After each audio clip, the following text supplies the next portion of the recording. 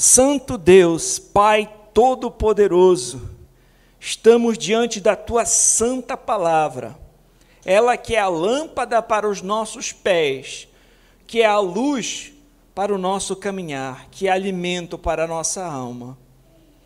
Nesse momento, Senhor, eu te peço, Senhor, usa-me como um instrumento Teu para expor tão somente a Tua palavra para a Tua igreja que aqui se reúne. Prepara, Senhor, nossos corações como um solo fértil para receber a Tua boa semente e que o Teu nome seja glorificado. Senhor, eu reconheço que sem Ti eu nada posso fazer, mas pela Tua infinita graça e misericórdia eu te peço, abençoa-nos grandemente, Senhor, trazendo edificação para a Tua igreja, que o Teu Santo Espírito venha agir com poder em nosso meio, iluminando o nosso entendimento para compreendermos as maravilhas da Tua lei. Eu oro no nome do Teu Filho, Jesus Cristo. Amém. Hoje nós caminhamos, então, para a conclusão da nossa série de mensagens, de pregações no Decálogo, os 10 mandamentos, né? Então, nós vamos considerar hoje o último mandamento, o 10º mandamento do Decálogo, que, como nós lemos aqui, reforçando, para lembrarmos mais uma vez, diz: não cobiçarás a casa do teu próximo, não cobiçarás a mulher do teu próximo, nem seu servo, nem sua serva, nem seu boi, nem seu jumento, nem coisa alguma que pertença ao teu próximo. O texto que nós estamos trabalhando hoje, concluindo essa série, é Êxodo 20, 17. Adiantando que, depois dessa série, dessa conclusão, nós vamos ter algumas pregações avulsas, temáticas, por assim dizer, e vamos entrar posteriormente em uma série de exposições no Sermão do Monte, lá para o mês que vem, se o Senhor assim nos permitir. Então, voltando aqui para o nosso último mandamento aqui do Decálogo, quando nós falamos a respeito dos mandamentos anteriores, nós consideramos não somente o ato externo, ou seja, aquilo que era proibido por cada mandamento relacionado ao aspecto externo. Por exemplo, o não matarás, nós vimos que também envolve um aspecto interno, que até mesmo o ódio no coração, a ira nutrida, o insulto com os lábios, já demonstra a raiz desse mandamento, desse pecado sendo quebrado, desse mandamento sendo quebrado, né? Então, o não matarás envolve mais do que o aspecto externo, também tem um aspecto interno. Não adulterarás de maneira semelhante. Não somente o ato externo do adultério consiste na quebra do mandamento, mas até mesmo o desejo, a cobiça no coração já transgride esta lei. Então, deste modo, nós entendemos que os impulsos e desejos nutridos no coração que conduzem a essas práticas externas, já consistem na quebra desse mandamento em algum aspecto. E nesse 10º mandamento, nós encontramos uma clara demonstração desse ponto.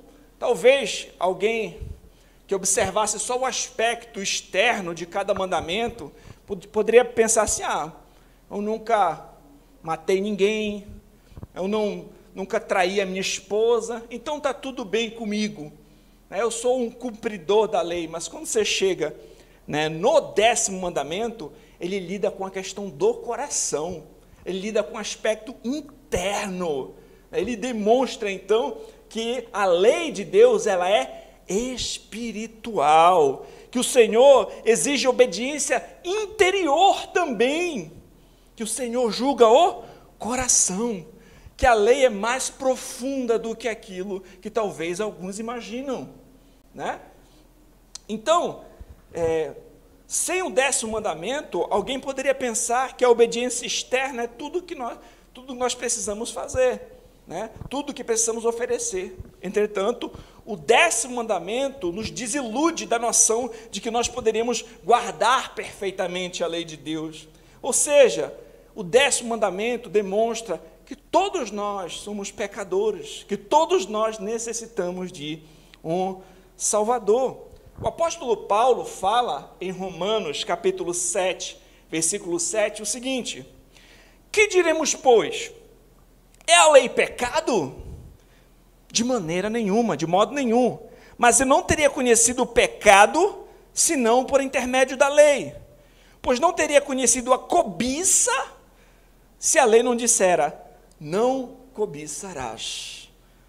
Então a lei, ela expõe o pecado, ela serve como aquele raio-x que mostra o problema, ela mostra que todos nós a transgredimos, que todos nós necessitamos de um Salvador. Não somente aqueles que são mais politicamente incorretos, mais depravados à luz de toda a sociedade, mas todos, até mesmo aqueles mais religiosos, até mesmo aqueles que externamente não demonstram ser tão transgressores da lei assim.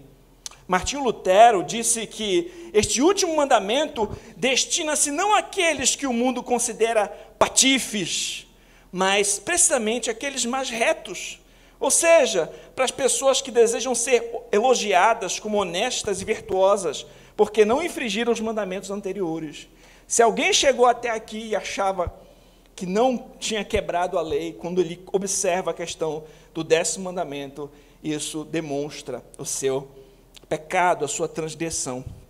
Sendo assim, tendo em vista essas considerações iniciais, nós vamos considerar assim como nós fizemos nos outros mandamentos, o que esse mandamento proíbe e o que esse mandamento promove. Lembrando que eu falei para vocês que todo mandamento que possui uma negativa, não matarás, não adulterarás, não furtarás, etc., ele possui também uma afirmativa implícita, ele defende também algo que nós devemos fazer à luz desse mandamento. Nós vamos, à luz desses princípios interpretativos que já temos aprendido ao longo da série, considerar aqui, então, o 10º mandamento. A minha pergunta a ser feita nesse primeiro ponto é: o que o mandamento proíbe? O que o mandamento proíbe? Quando o texto diz, não cobiçarás, ele lista, a casa, mulher, servo e serva, boi, jumento, e depois ele generaliza, nem coisa alguma que pertença ao teu próximo, certo? Então, notamos que esse mandamento, ele proíbe a cobiça. Mas, afinal de contas, o que é cobiça? Essa é a pergunta a ser feita. O que é cobiça? Já que eu não tenho que cobiçar a casa, mulher, servo, serva, boi, jumento, nem coisa alguma do próximo, o que é cobiçar? O que é a cobiça? Eu trouxe aqui algumas definições de cobiça para nós entendermos no que consiste esse mandamento. Em primeiro lugar, uma definição: cobiçar é anelar, ansiar, desejar ardentemente por algo que pertença a outra pessoa. Cobiçamos sempre que colocamos o coração em tudo o que não é legitimamente nosso. Eu trouxe também outra definição, talvez com 2 ou 3, vá clareando cada vez mais o nosso entendimento sobre o assunto. Outra definição aqui de John Mackay: cobiçar é o desejo intenso de possuir de forma errada algo que pertence a outro. Mas eu trouxe também uma outra definição, de John Frame.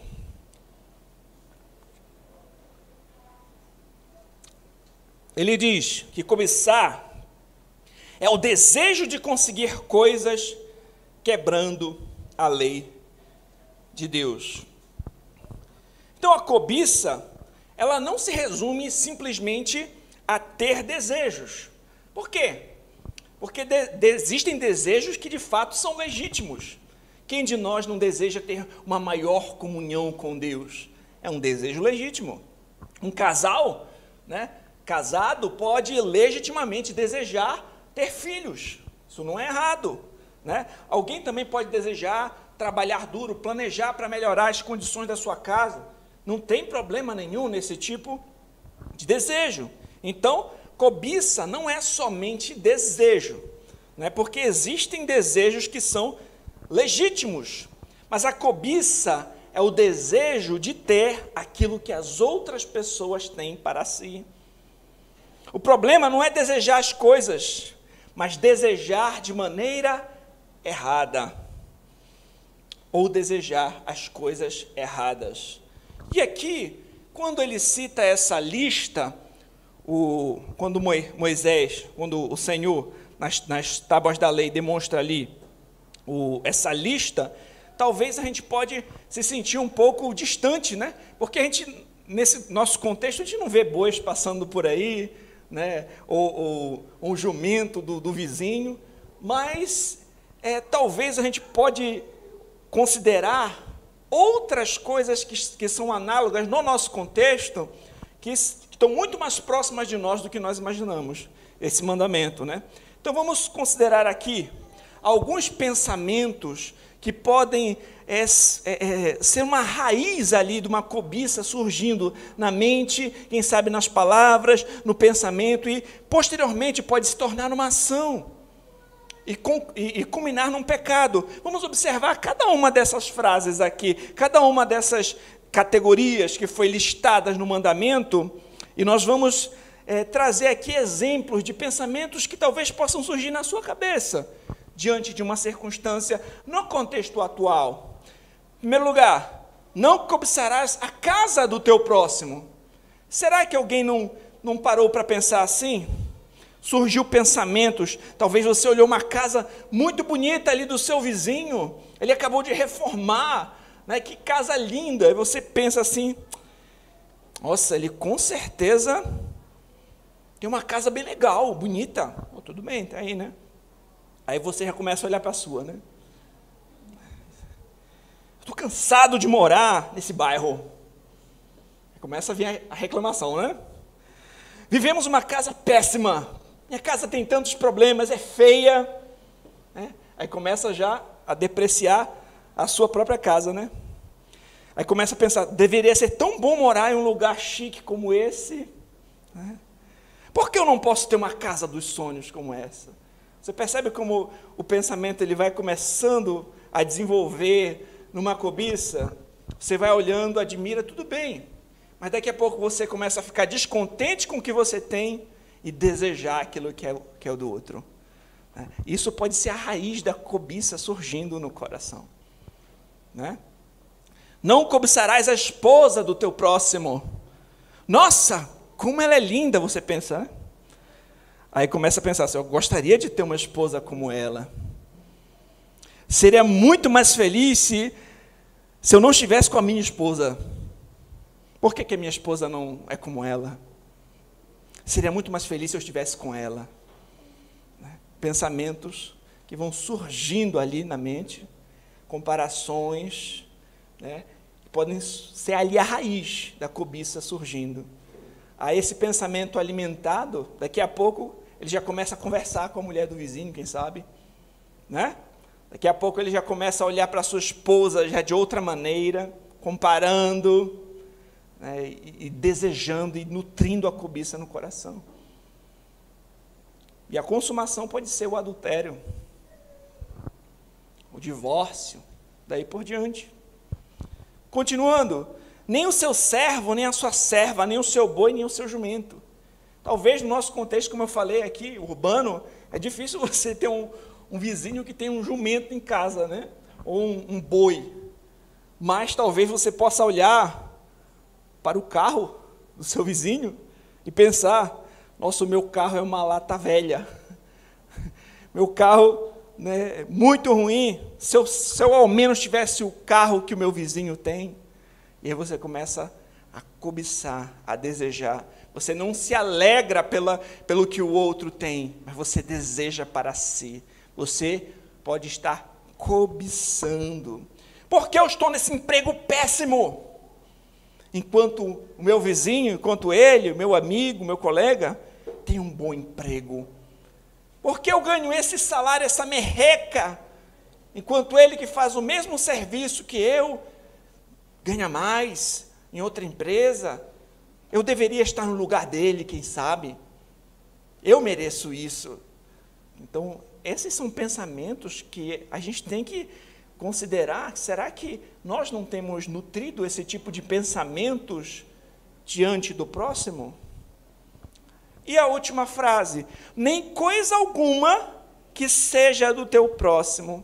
Outro pensamento que pode surgir, porque tudo na minha vida é difícil, enquanto para ele, ou para o outro, para outra, parece tão fácil. Por que eu não sou inteligente como ele? Então, são pensamentos que podem surgir ali, né, e vão desenvolvendo em cobiça, em pecado, e isso não é bom. Kevin DeYoung, em seu livro sobre os 10 mandamentos, ele diz o seguinte: não é necessariamente errado notar o que as outras pessoas têm. Não tem problema em notar. Contudo, a maioria de nós não observa e nota essas coisas para dar graças a Deus por suas bênçãos concedidas às pessoas. Nós as observamos e deixamos de ser gratos por tudo que Deus tem dado a nós. Quando a gente olha, muitas vezes, o outro prosperando, o outro, né, conquistando, avançando ali em algum sentido, pode ser que a gente não se alegre com a alegria daquele outro, mas que a gente se sinta descontente com a nossa própria situação. É aí que vai surgir, né, daí que vai surgir a cobiça.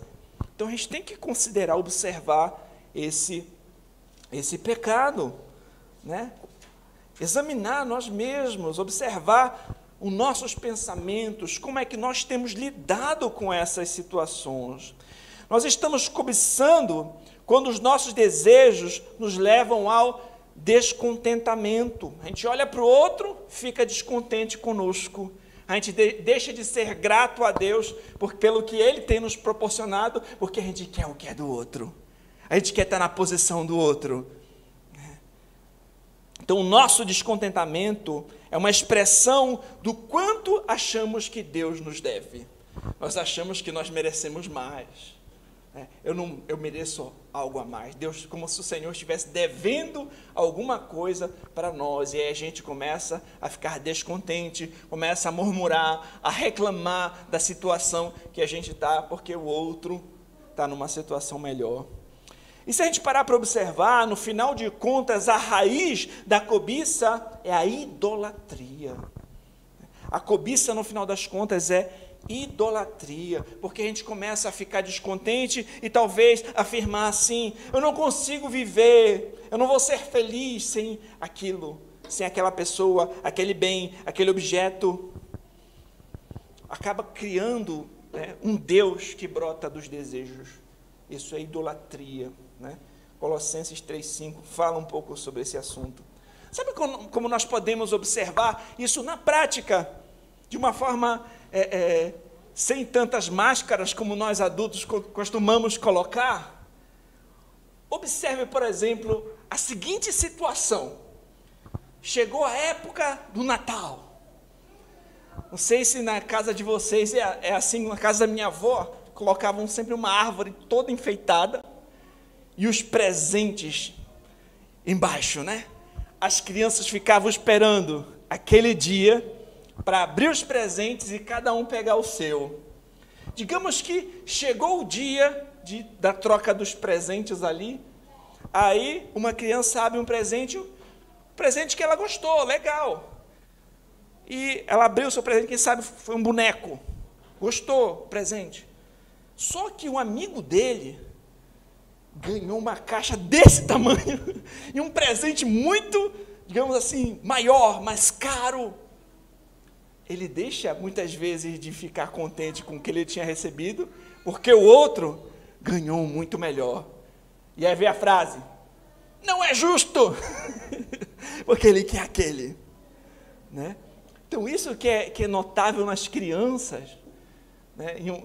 Ali, de uma forma um pouco mais clara, muitas vezes pode ser que a aquisição do nosso vizinho nos gere pensamentos e desejos semelhantes em nós, né? Uma outra forma também de observar as crianças nesse sentido, é você botar, por exemplo, 2 crianças em uma sala cheia de brinquedos. ali uma sala cheia de brinquedos. A criança poderia escolher qualquer brinquedo da sala, mas muitas vezes o brinquedo que ela quer é aquele que a outra escolheu, está na mão dela. Né? Então, nada desperta o interesse de uma criança em um brinquedo do que vê-la nas mãos de outra criança. E a transição da cobiça para o roubo é quase instantânea. Né? Então, a gente consegue observar isso de uma forma mais clara, ainda nessas circunstâncias. Mas nós adultos, às vezes, nós mascaramos um pouco isso, né? Mas pode ser que um sentimento semelhante, uma atitude semelhante possa surgir, né, em nosso contexto. O Kevin DeYoung, ele também pontua alguns sinais de cobiça na prática. Eu gostaria de trazer para vocês e que cada um de nós venha refletir, cada um de nós venha examinar, avaliar. Será que esses sinais, eles têm aparecido na minha vida? Será que eu preciso reconsiderar alguma coisa? Será que eu preciso me arrepender, né, da minha cobiça, pedir perdão a Deus? Ele traz aqui 4 sinais.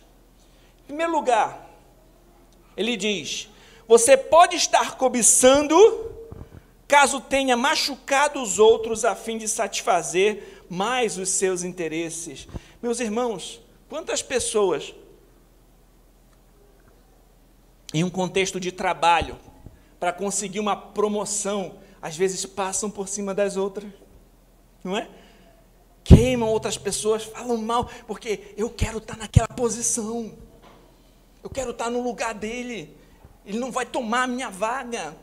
Então pode ser que quando você vai contra o outro para conseguir ocupar ali, satisfazer os seus interesses pessoais, pode ser que isso seja uma raiz de cobiça na sua vida. Uma outra circunstância, você pode estar cobiçando caso esteja preocupado em demasia em ganhar e acumular mais. Né? Conta-se uma história de que uma repórter foi falar com o Nelson Rockefeller, que foi um magnata lá dos Estados Unidos, riquíssimo, e perguntou a ele a seguinte questão: quanto dinheiro é necessário para ser feliz? O magnata respondeu: um pouco mais. Sempre quero mais e mais e mais e mais e nunca se satisfaz. Né? Então, pode ter uma cobiça nesse sentido, o desejo de sempre estar acumulando mais e mais e mais, a avareza. Em Lucas 12, eu quero que você abra esse texto comigo. Lucas, capítulo 12.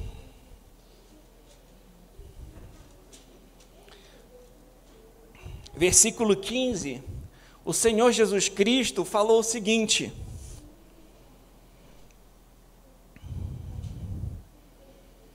Lucas, capítulo 12, versículo 15.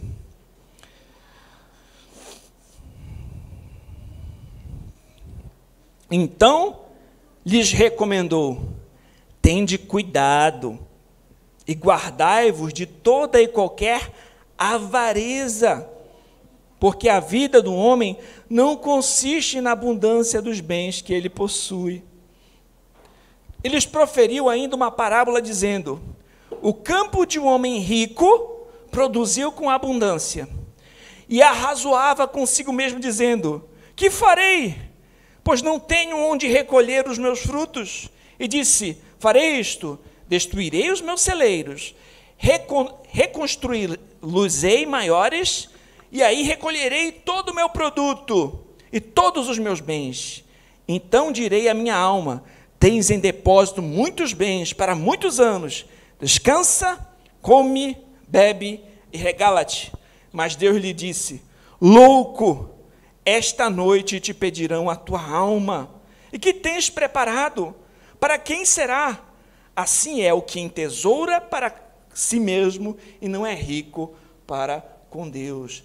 A vida do homem não consiste na quantidade de bens que ele possui. Algumas pessoas só se preocupam com isso. O quanto eu posso acumular. não tem generosidade, nem mesmo desfruta dos seus próprios bens, muitas vezes, mas se preocupa muito em acumular. E o Senhor Jesus Cristo vai mostrar que mais bem-aventurado é dar do que receber, que nós temos que acumular tesouro no reino dos céus, onde o ladrão não rouba, a traça não corrói, etc. Então, pode ser que um desejo desenfreado de querer mais e mais e acumular, pode ser um sinal de cobiça. Em terceiro lugar, você pode estar cobiçando, caso não esteja disposto a abrir mão do que já tem. Vocês lembram daquele jovem rico que encontrou com o Senhor Jesus? Abra comigo Marcos, capítulo 10. Marcos, capítulo 10.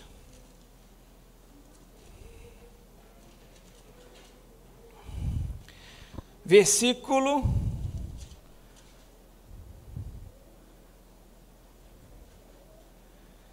21. Então vamos aproveitar, ler desde o versículo 17, para a gente pegar o contexto.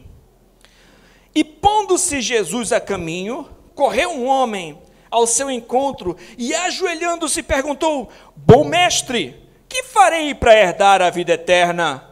Respondeu-lhe Jesus: Por que me chamas bom? Ninguém é bom senão um, que é Deus. Sabes os mandamentos: não matarás, não adulterarás, não furtarás, não dirás falso testemunho, não defraudarás ninguém, honra teu pai e tua mãe. Então ele respondeu: Mestre, tudo isso tenho observado desde a minha juventude. Ele achava que obedecia, né, os mandamentos. Jesus, fitando-o, amou e disse: Só uma coisa te falta. Vai, vende tudo o que tens, dá aos pobres e terás um tesouro no céu. Então vem e segue-me. Ele, porém, contrariado com esta palavra, retirou-se triste, porque era dono de muitas propriedades. Então, ele não estava disposto a abrir mão daquelas propriedades para seguir a Cristo. O problema não é a pessoa ter posses, ou ter finanças, ou ter recursos. O problema é as posses terem você. O seu dinheiro se tornar o seu ídolo. O seu coração está nessas coisas. Então, quando foi necessário abrir mão, ele voltou, porque ele tinha muitas propriedades. Quando eu li esse texto, eu lembrei também do que aconteceu com um servo de Deus no Antigo Testamento, chamado Jó. Quando Jó, o Senhor permite que Satanás toque em Jó, e ele perde muita coisa, ele vai dizer: o Senhor deu, o Senhor tirou, louvado seja o nome do Senhor. A questão é, onde está o nosso coração? Nós não podemos servir ao mesmo tempo a Deus e a Mamon. Os nossos bens não podem ser o nosso Deus, nosso ídolo, a nossa segurança, a nossa esperança, a nossa firmeza não está nos bens materiais, na estabilidade financeira, no dinheiro, está no Senhor. Quando nós estivermos diante do Senhor, mesmo aqueles que tiveram muito dinheiro, não vão ter como comprar a sua salvação com dinheiro. Não vou ter como fazer nada com dinheiro naquele grande dia. Portanto, quando a pessoa é muito apegada aos seus bens, a ponto de não estar disposto a abrir mão de jeito nenhum, isso pode ser um sinal de cobiça. Em último lugar, aqui, você pode estar cobiçando caso esteja resmungando com frequência acerca de sua casa, de seu cônjuge, da qualidade ou quantidade dos seus bens. A pessoa viver reclamando da providência de Deus, reclamando da sua casa, do seu marido, da sua esposa, dos seus bens. Então, é fácil nós pensarmos que sempre a próxima coisa que nós vamos adquirir é o que vai trazer a nossa felicidade. E a gente vive consumindo, comprando, como se a satisfação do coração estivesse na Amazon, estivesse numa loja, estivesse num shopping, né?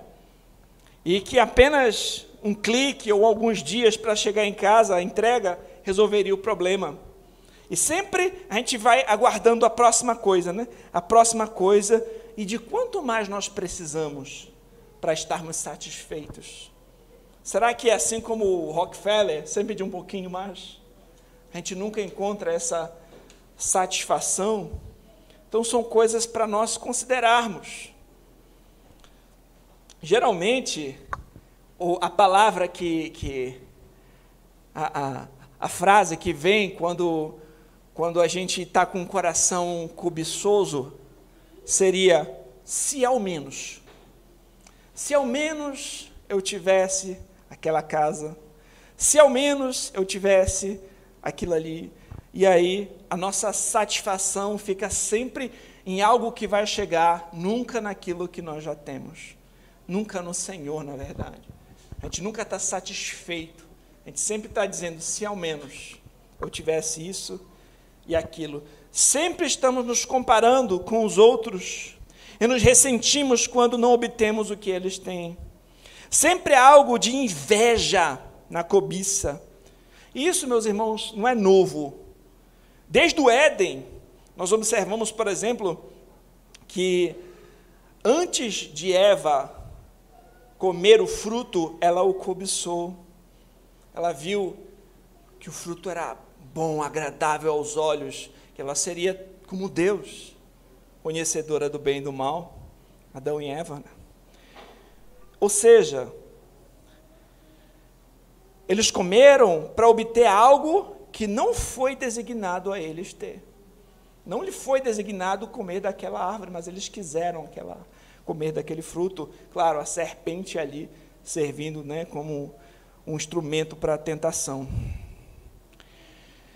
Então, meus irmãos, o desejo mal, essa cobiça no coração, ela dá luz ao pecado. E o pecado, por fim, conduz à morte. Sendo assim, a cobiça, ela é a raiz, ela é a causa de muitos pecados. Por exemplo, antes de roubar uma pessoa, a pessoa cobiça o que é daquela outra pessoa. Antes de você cometer o ato externo do roubo, ela cobiça, ela deseja o que é do outro. Cobiça leva depois ao roubo. Então, a cobiça, ela está na raiz de muitos outros pecados, dos outros pecados. Antes do adultério, vem a cobiça, e daí por diante. O Philip Ryken, num livro dele, disse o seguinte: grande parte de nossa frustração na vida vem de desejar coisas que Deus não nos deu. Em nosso desejo cobiçoso, focamos o que não temos, em vez do que temos. Muitas vezes a gente só foca no copo meio vazio, naquilo que nós não temos, né? Do que observar quantas coisas o Senhor já nos proporcionou. E falando, quando a gente falou a respeito de Adão e Eva, eu também lembrei dos seus descendentes próximos, né? Lembra que Caim matou Abel por inveja, matou o seu irmão, né? O Senhor se agradou da oferta do irmão, não se agradou da dele, ele foi lá e matou o irmão. Se a gente observar vários outros textos da Bíblia, por exemplo, Hebreus 13:5, vai dizer: seja a vossa vida sem avareza, contentai-vos com as coisas que tendes, porque ele tem dito: de maneira alguma te deixarei, nunca, jamais te abandonarei.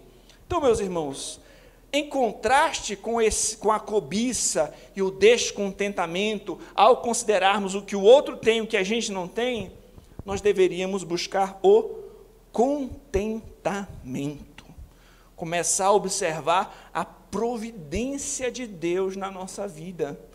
Começar a observar o que o Senhor já nos tem dado.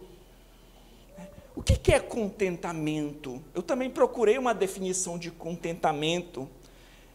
E eu encontrei o seguinte, nesse contexto aqui: contentamento significa desejar o que Deus deseja para nós, em vez do que nós desejamos para nós. O segredo para desfrutar esse tipo de contentamento é estar tão satisfeito com Deus que aceitamos tudo que Ele nos dá ou não, né? É nós estarmos contentes com aquilo que o Senhor nos proporciona, é confiar, é descansar na providência de Deus, é estar satisfeito com aquilo que Deus nos oferece. Como o apóstolo Paulo falou lá em Filipenses 4, esse texto eu acho que é de suma importância de nós abrirmos e lermos. Filipenses capítulo 4, versículo 11. Filipenses 4, versículo 11.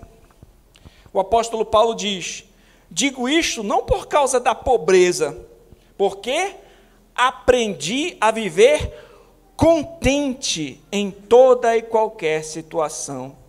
Tanto sei estar humilhado, como também ser honrado. De tudo, em todas as circunstâncias, já tenho experiência tanto de fartura como de fome, assim de abundância como de escassez. Tudo posso naquele que me fortalece.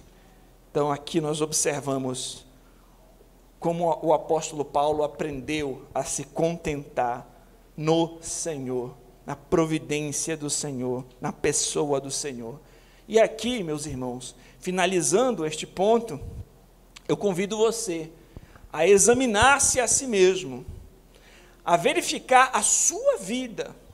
Você tem sido marcado pela cobiça, pela murmuração, pela inveja? Se você considera que sim, arrependa-se e busque cultivar o hábito de observar aquilo que já lhe foi dado com gratidão, no lugar de sempre focar no que o outro possui e você não. Tem uma música que eu gosto muito, que é Conte as Bênçãos, né? Então, às vezes a gente está descontente, a situação está dureza, está difícil, a gente está tentado a cobiçar, a invejar o que é dos outros, a murmurar, a reclamar. Começa a contar as bênçãos. Observa tudo que Deus já tem nos proporcionado. Você pode respirar. Só o fato de nós conseguirmos respirar já é uma graça, já é algo que Deus nos proporciona. Nele nos movemos, nele nós existimos. Nós podemos falar, podemos andar, quem sabe, temos o que comer, o que vestir, temos uma família, alguns têm filhos, talvez você ainda tenha um marido, ou uma esposa, um irmão, alguém por perto. Nós temos uma Bíblia em nosso idioma, nós podemos ler a palavra de Deus, nós podemos hoje aqui, reunidos no dia do Senhor, congregar e cultuar a Deus. Que bênção! Às vezes a gente não para considerar o que a gente já tem, a gente só fica olhando o que está faltando, né? Está faltando isso aqui, está faltando o pudim, mas não vê que o arroz e o feijão já tem na mesa, né? Então, louvado seja Deus por tudo que Ele tem nos proporcionado. Vamos começar a contar as bênçãos, a agradecer a Deus por tudo que Ele tem nos dado, né?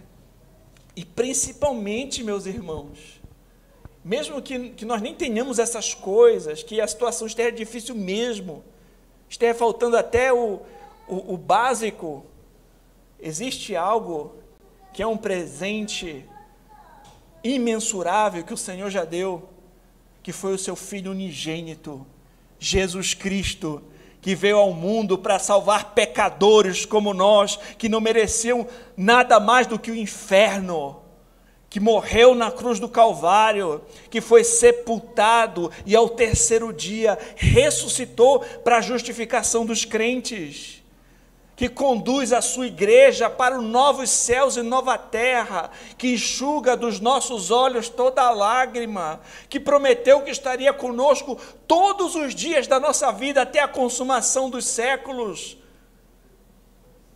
Nessa hora, a gente vê que a nossa satisfação não pode ser em coisas pequenas, mas no Senhor. que faz com que todas as coisas cooperem para o bem daqueles que o amam.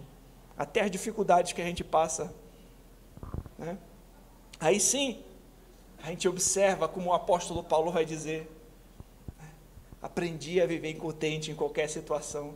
Ele sabia que até mesmo as aflições ali que ele enfrentou, que não foram poucas, seriam momentâneas e não tinham como se comparar com a glória que seria manifesta àqueles que esperam no Senhor.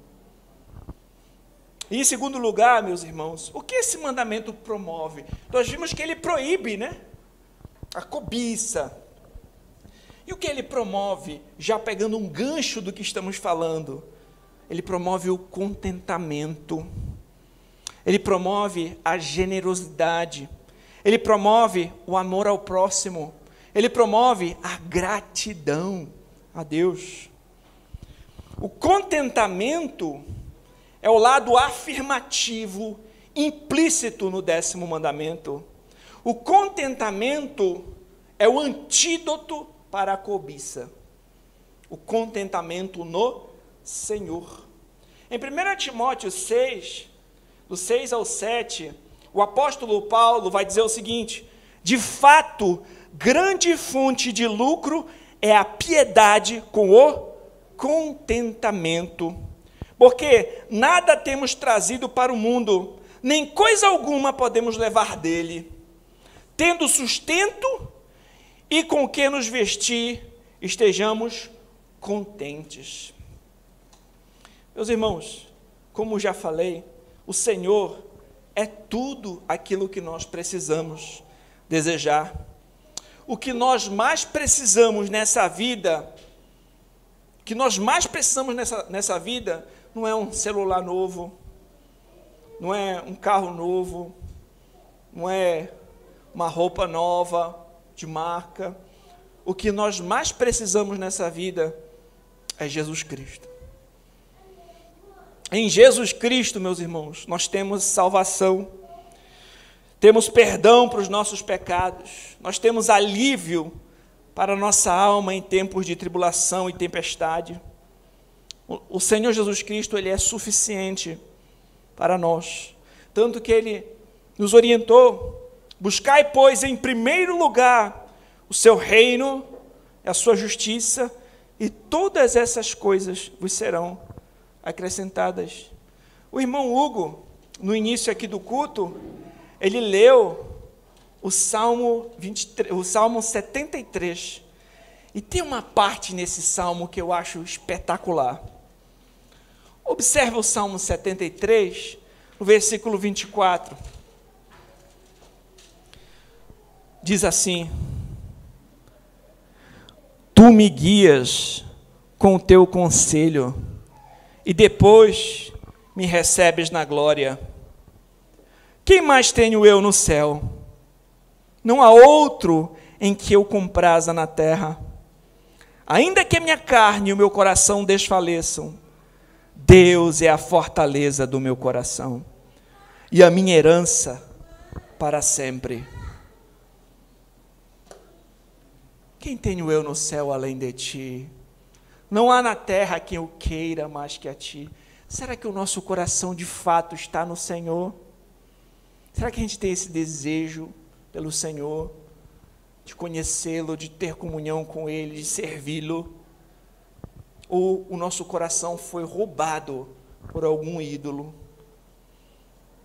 Porque, meus irmãos, para nós, para os cristãos, mesmo se nós perdermos todas as coisas que nós tivermos, se nós tivermos Cristo, se nós tivermos o Senhor, isso será suficiente.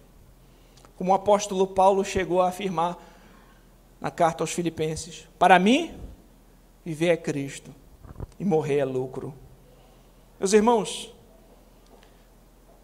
para nós cristãos, além de nós não cobiçarmos as coisas que são dos outros, nós somos incentivados a servir aos outros. Às vezes deixar-nos gastar as nossas coisas para servir aos outros, né?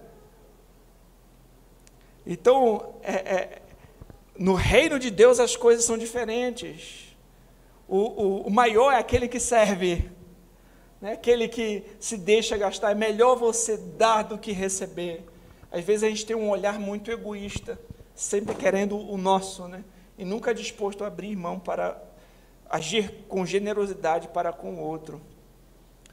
E pensando nisso, meus irmãos, a respeito de cobiça e generosidade, eu lembrei de uma situação em que eu fui visitar uma senhora numa casa que era tão pobrezinha, era uma casa tão humilde, toda de madeira, e quando você pisava no chão da casa, parece que ia afundando assim o piso.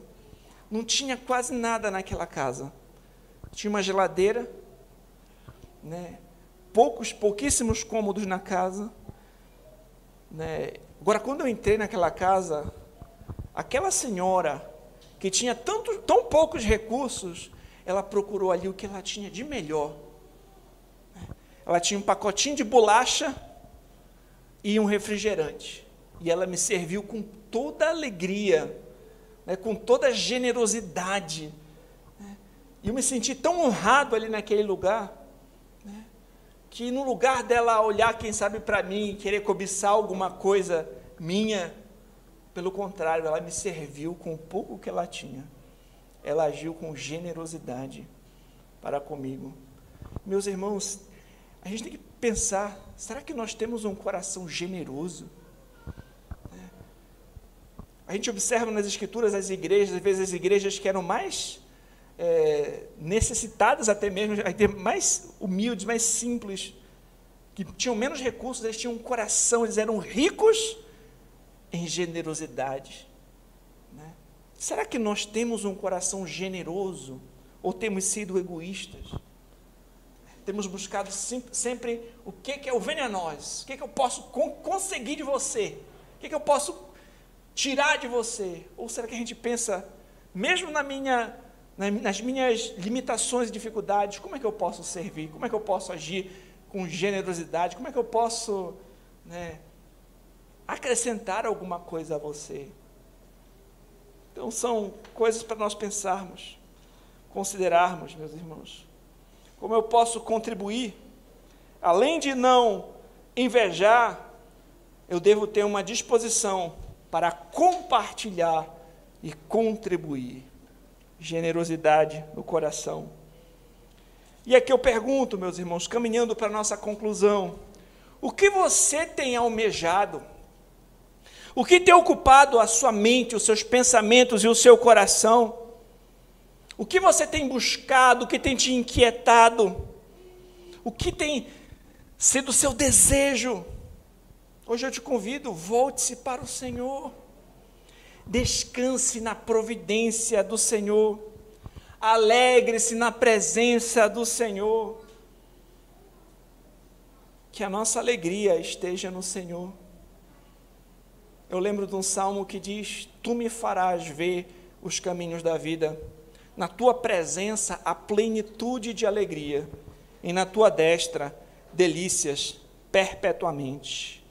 Para concluir essa série de exposições do Decálogo, eu vou trazer duas citações, dois textos.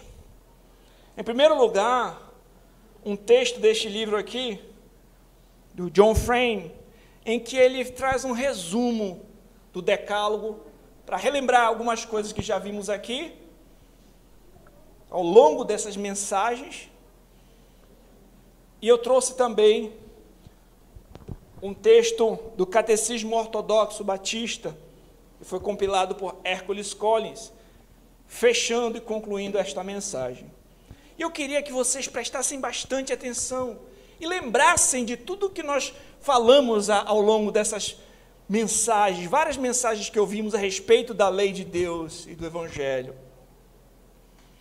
E reflita sobre a sua vida, à luz de tudo que já temos considerado aqui.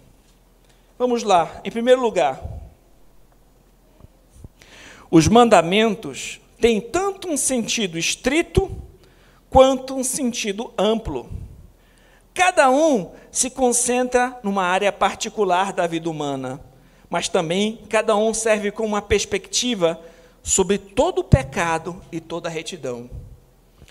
O primeiro mandamento nos ensina a adorar apenas Yahvé. De modo mais amplo, ele nos ensina que nada é mais importante que ele em qualquer área da vida humana. De maneira particular, convoca-nos a honrar Jesus como rei, como indivíduos e em sociedade. O segundo mandamento nos proíbe de fazer ídolos como objeto de adoração. De modo amplo, ensina-nos a viver exclusivamente pela revelação de Deus em tudo o que fazemos, especialmente sua revelação em Jesus, a imagem final de Deus. O terceiro mandamento nos ensina a não usarmos o nome de Deus de maneira irreverente ou falsa. De modo mais amplo, ele nos proíbe de usar incorretamente qualquer coisa na revelação de Deus. Ou seja, em todo o mundo devemos especialmente honrar o nome de Jesus, que está acima de todo nome. O quarto mandamento nos ordena observarmos um dia em 7 como um dia santo para Deus. De modo mais amplo, ele nos ordena usar todo o nosso tempo para a sua glória e a buscar a plenitude do seu descanso redentor em Cristo. O quinto mandamento nos ordena honrar nossos pais. De modo mais amplo, ele nos ordena honrar todas as autoridades que Deus tiver ordenado, incluindo o próprio Deus e Jesus como rei. O sexto mandamento nos ordena a não tirarmos vidas humanas inocentes.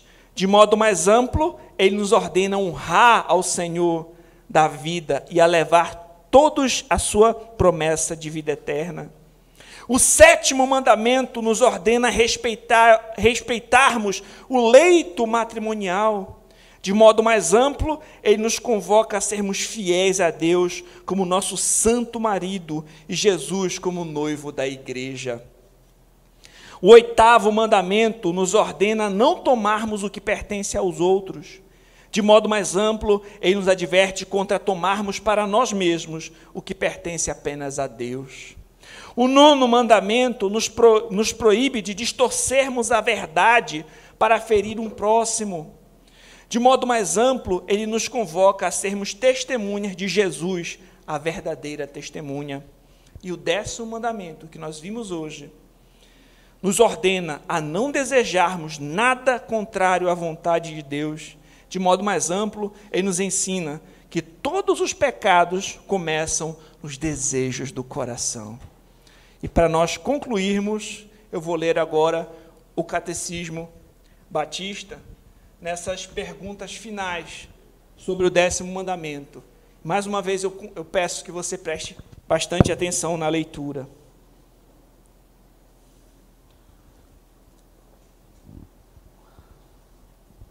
Pergunta 132. O que Deus exige de você no 10º mandamento? Que nem mesmo o menor pensamento ou desejo contrário a qualquer um dos mandamentos de Deus jamais deveria surgir em meu coração. Em vez disso, com todo o meu coração, eu devo sempre odiar o pecado e ter prazer em tudo o que é correto. Pergunta 133. Mas os que se converteram a Deus conseguem obedecer a esses mandamentos perfeitamente? Não. Nesta vida, mesmo o mais santo tem somente um pequeno começo dessa obediência. Entretanto, com toda a seriedade de propósito, eles começam a viver de acordo com todos os mandamentos de Deus, e não somente alguns deles. Mesmo que nós não sejamos perfeitos ainda nessa vida, nós vamos buscar, nós fomos regenerados e cremos em Cristo, buscar seguir os mandamentos por amor, mesmo que não seja ainda de forma perfeita, mas progressivamente crescemos em santificação. E por fim, a última pergunta. Se nesta vida ninguém pode obedecer aos 10 mandamentos perfeitamente? Por que, então, Deus quer que eles sejam pregados tão incisivamente? Resposta: por 2 motivos. Em primeiro lugar, para que quanto mais vivamos, mais venhamos conhecer a nossa pecaminosidade e mais ansiosamente olhemos para Cristo em busca de perdão de pecados e de justiça.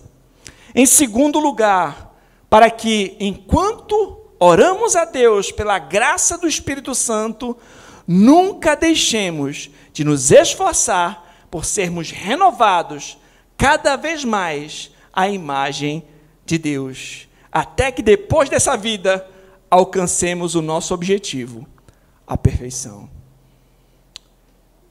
Essa foi a nossa série sobre os 10 mandamentos. Eu espero que tenha sido edificante para a sua vida. Vamos refletir a respeito de tudo que ouvimos e buscar ser praticantes da palavra para a glória de Deus. Lembre-se, a lei nos leva para Cristo, para a justificação. Cristo nos leva à lei para a santificação. Vamos ao Senhor em oração. Santo Deus e Pai, te agradecemos pela tua santa palavra, que tem nos orientado, que nos nutre, que nos encoraja, que nos admoesta, que nos confronta. Graças te damos, Senhor, por podermos estudar, ouvir, aprender mais de Ti à luz da Tua santa palavra. Pedimos perdão, Senhor, pelos nossos pecados, porque a Tua lei nos confronta. A Tua lei expõe nosso coração. Ela expõe, Senhor, nossas transgressões. E te pedimos perdão, Senhor, por todos os nossos pecados. E te agradecemos por Jesus Cristo, aquele que na cruz do Calvário tomou sobre si o castigo que nós deveríamos receber, pagou o preço por todos os nossos pecados, foi sepultado e ressuscitou para a nossa justificação. Graças te damos por tão precioso evangelho, por tão grandiosa salvação, e que o nosso coração seja cada vez mais grato, satisfeito em Ti, que vivamos para a Tua glória, Senhor. É o que eu oro, Senhor, que possamos ser não só ouvintes, mas praticantes da Tua palavra. Sonda o nosso coração, Senhor. Vê se há em nós caminho mau. Retira os ídolos, destrona os ídolos dos nossos corações. Que a nossa satisfação esteja em Ti. Que possamos, como o salmista, dizer: quem tenho eu no céu além de Ti? E não há na terra quem eu queira, mas que é Ti. Que o Senhor seja a nossa porção. Em nome de Jesus.